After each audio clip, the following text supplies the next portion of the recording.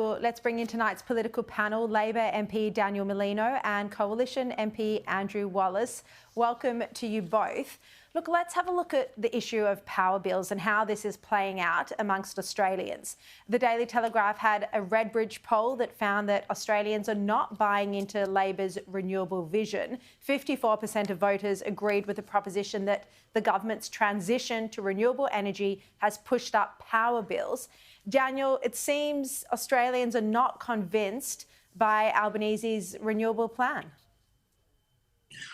Well, Sharri, thanks for having me on. Look, I've seen a whole lot of polls on energy over the last few months, and I would say that the balance of the polling suggests that people actually support moving forward with renewables becoming an ever larger share of our energy source, so long as it's firmed appropriately. And I think the government's plan is for that to be gas. I've seen polls, for example, by Essential, showing that a strong majority support renewables as the most suitable energy source going forward, that they don't support deferring action for 15 years or more waiting for nuclear.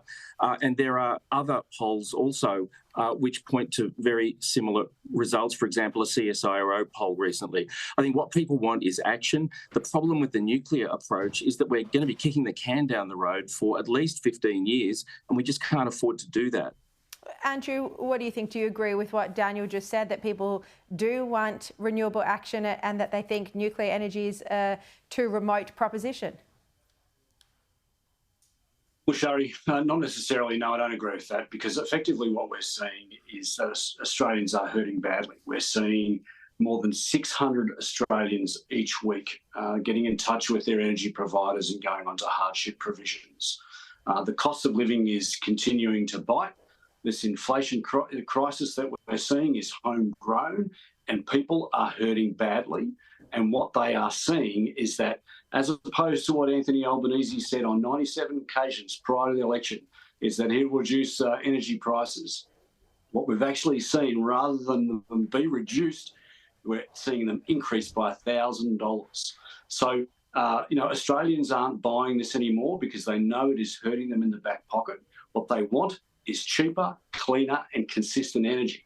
Now, we say in the coalition, if we're returned to government, that we'll provide an integrated energy mix, and that can be done through certainly through renewables, firmed by gas, and then ultimately by nuclear. This folly that Chris Bowen has been on, with 83% renewables, is driving people's energy prices through the roof.